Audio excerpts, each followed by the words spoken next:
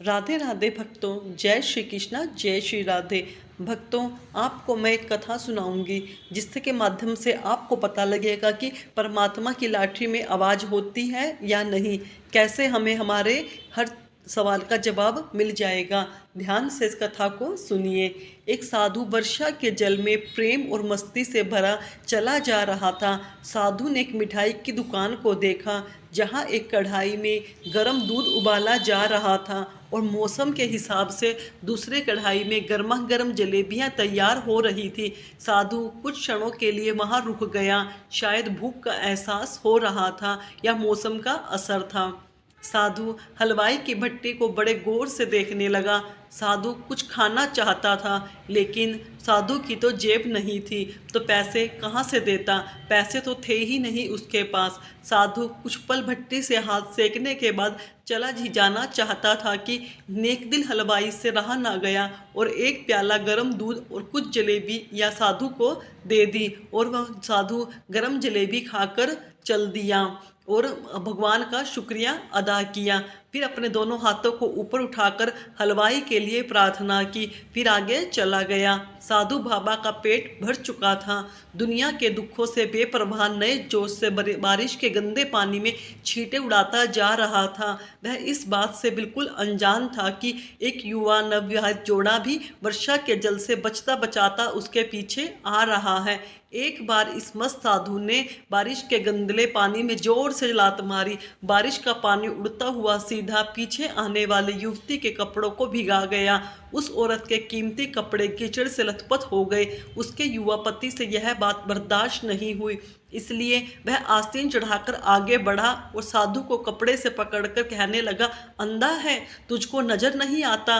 तेरी हरकत की वजह से मेरी पत्नी के कपड़े गीले हो गए हैं और कीचड़ से भर गए हैं। साधु हक्का बक्का सा खड़ा रहा, जबकि इस युवा को साधु का चुप रहना ना गवारा हुआ।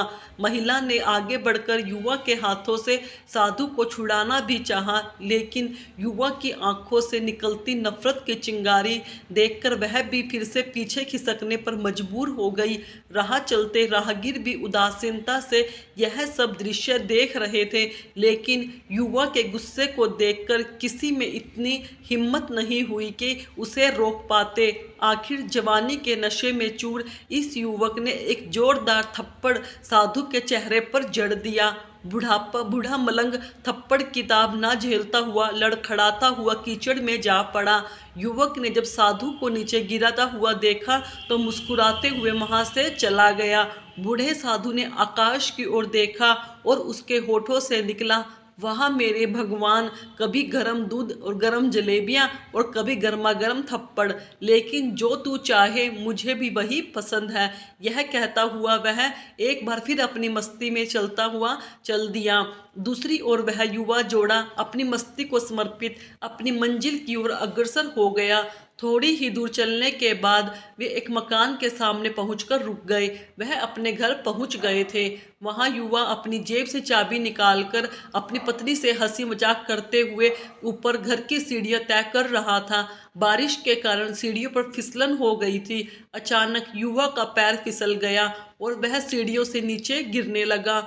महिला ने बहुत जोर से शोर से मचाकर लोगों को ध्यान अपनी ओर आकर्षित करने लगी, जिसकी वजह से काफी लोग तुरंत सहायता के लिए युवा की ओर लपके, लेकिन देर हो चुकी थी। युवक का सिर फट गया था और कुछ ही देर में ज्यादा खून बह जाने के कारण उस नौजवान युवक की मौत हो चुकी थी।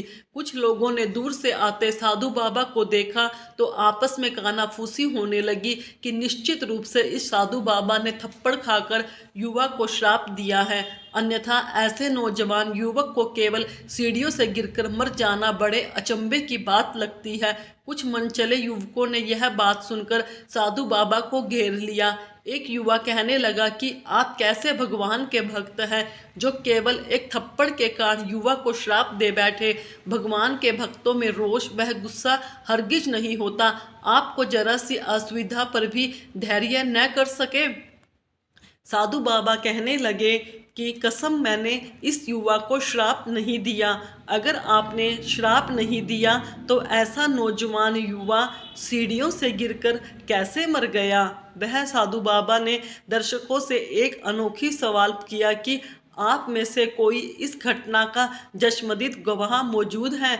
एक युवक ने आगे बढ़कर कहा, हमें इस सब घटना का चश्मदीद गवाह मैं हूँ। साधु ने अगला सवाल किया, मेरे कदमों से जो कीचड़ उछला था क्या उसने युवा के कपड़ों को दागी किया था। युवा बोला, नहीं, लेकिन महिला के कपड़ों को जरूर खराब हो गए थे। मलंग ने युवक की बाहों को थामते हुए पूछा, फिर युवक ने मुझे क्यों मारा। युवा करने लगा, क्योंकि इस युवा इस महिला का प्रेमी था और यह बर्दाश्त नहीं कर सका कि कोई उसकी प्रेमिका के कपड़ों को गंदा करे, इसलिए उस युवक ने आपको मारा। युवक की बात सुनकर साधु बाबा ने एक जोरदार ठहाका बुलंद किया और यह कहता हुआ वहाँ से विदा हो गया, तो भगवान की कसम मैंने श्राप कभी किसी को नहीं दिया, लेकिन कोई है जो मुझसे प्रेम रखता है। अगर उसका यार सहन नहीं कर सका तो मेरे यार को कैसे बर्दाश्त होगा कि कोई मुझे मारे, और वह इतना शक्तिशाली है कि दुनिया का बड़े से बड़ा राजा भी उसकी लाठी से डरता है। उस परमात्मा की लाठी दिखती नहीं है और आवाज़ भी नहीं करती, लेकिन पड़ती है तो बहुत दर्द होता है। दोस्तों, हमारे कर्म ही हमें उसकी लाठी से बचाते हैं, बस अच्छे कर्म होने चाहिए। भक्तों, यह एक सीख थी कि हमें कभी किसी के साथ बुरा नहीं करना चाहिए। यह एक कहानी का माध्यम था कि कैसे परमात्मा की लाठी में आवाज़ होती है और कैसे हमें इससे बचा जा सकता है। भक्तों, अगर आपको सुनाई गई कथा अच्छी लगी तो मेरे चैनल को सब्सक्राइब करें, वीडियो को लाइक करें, कमेंट में राधे राधे अवश्य लिखें। धन्यवाद भक्तों।